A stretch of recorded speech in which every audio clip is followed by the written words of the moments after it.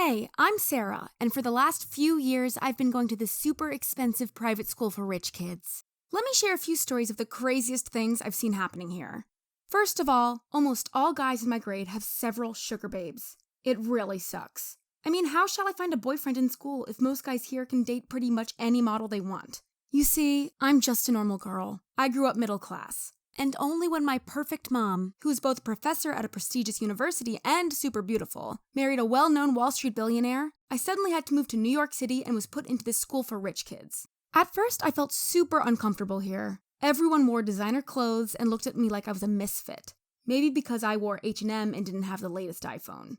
The cool kids completely ignored me, so I asked my mom's billionaire husband if he would give me some money for shopping.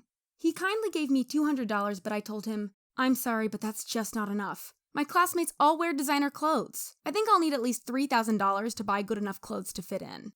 He shook his head in disappointment, but gave me the money anyway. Then I went on a wild shopping spree, buying tons of super fancy clothes.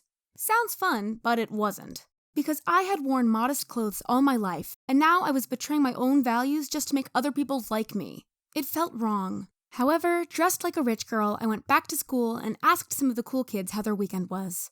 A girl responded, "Oh, it was so funny because we saw a poor homeless woman on the streets, and then we had a hilarious idea. We bought an $800 Dolce & Gabbana sweater and gave it to her. It's so funny because everyone will believe it's a fake one, even though it's real." I started laughing with them, even though I thought it was absolutely disgusting. I mean, with that money, they could have rented her a home for a month or bought her food for weeks. At least they accepted me into their clique. We were sitting down at an expensive restaurant when one of them spotted a beggar outside. He was still in his teens, and I felt so bad, but one of the girls said, "Why don't we invite him to dine at our table? We order expensive food and wait until he goes to the restroom. That's when we sneak out of the restaurant so that he has to pay the bill," which of course he can't. They all started laughing again, and one girl went outside to invite the homeless to eat with us. He looked tired, and I asked him to tell us his story, which was heartbreaking. He said his family had thrown him out when he was only 14, and ever since he'd been living on the streets. We ate together, and the other girl started giggling when he told us he'd go to the restroom. Once he was gone, we all stood up and left, but I quickly threw $300 on the table so he wouldn't get in trouble for not being able to pay. Things got even crazier when I was invited to my classmate Sergey's birthday party. He was only 16 but living in his own New York City penthouse. I did some research and found out that it costs $30,000 a month to rent it. Even more shocking was that he had 3 gorgeous models standing next to him at all times. At one point he said, "Me and my sugar babes welcome you to my home." I guess when you're rich you can buy love, or at least flesh. And Sergey was Russian, and we all know that Russians love to brag about how rich they are so they can make poor people feel inferior. I mean, have you ever noticed how it's mostly Russian billionaires who need to own several yachts and show off? Well, to make things worse, Sergey didn't call his sugar babes by name, but by numbers. He said, "Hey, number 3, go get me a drink." But there is another dark side of rich kids I haven't talked about yet. My classmate Sergey was mentally weak. When one of our teachers told him to stop being so lazy and finally start doing his homework, Sergey flew into a rage and threatened our teacher, saying he would call his daddy to get him murdered. That same day, I came to the conclusion that rich kids shouldn't be allowed to inherit their parents' money, because rich kids are the scum of the earth. At least Sergey got kicked off the school after that incident. And only a month later, I was told that he had driven under the influence one night and hit someone. The person wasn't seriously injured, but when the police came, Sergey tried to bribe them off. He allegedly offered the policeman $50,000. Sergey, who was born in Russia, doesn't understand that you can't drive over people here in the US and get away with it. Even though I'm sure that it's possible in Russia, his motherland, the land of corrupt oligarchs that exploit their dumb citizens who still believe that their President Putin cares about them, when actually he just enriches his oligarch friends while most people are continuing to live in poverty. I started to hate rich kids more and more, but there was one problem. I am a girl, and us girls have a natural tendency to be attracted to high-status guys with lots of money. There was this guy Mason in the grade above me, and I really crushed on him. He was rich, handsome, and seemed super ambitious. He was a DJ in his free time and even had several songs with more than 1 million views on YouTube. I thought that he was the real deal, so I messaged him on Facebook and managed to get on a date with him. Oh, did I mention he was also jacked? I regularly hooked up with him, but then I found an injection in his room with some drug next to it called boldenone. I googled it, and it turns out that it was an anabolic steroid.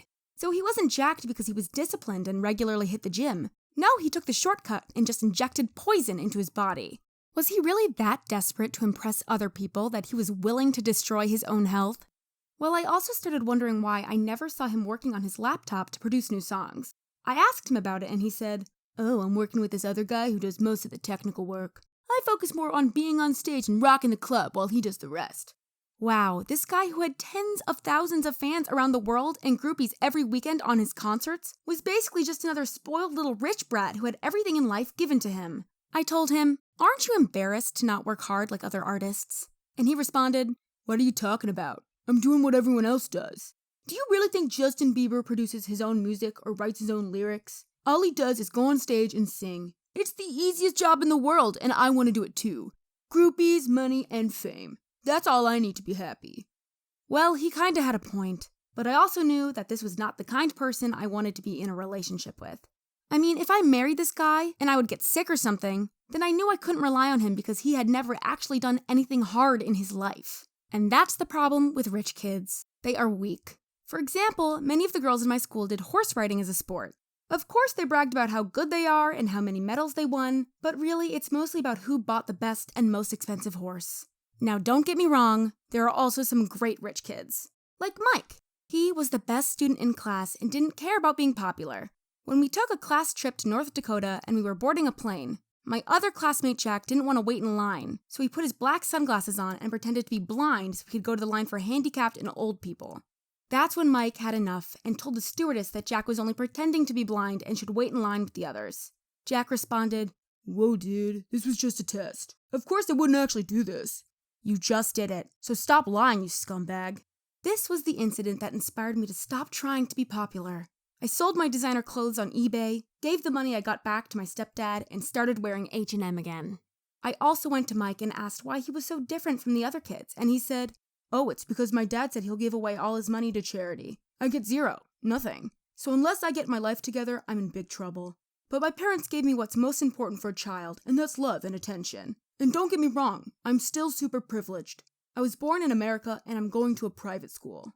To be honest, I have enormous respect for wealthy people like Bill Gates, who will donate most of their money to charity instead of spoiling their dumb children, because the last thing this earth needs is another useless rich kid. You see, if a rich kid buys a Ferrari that took thousands of hours to build, then that's thousands of hours of human labor wasted that could have been spent on something like helping the poor or developing a new vaccine.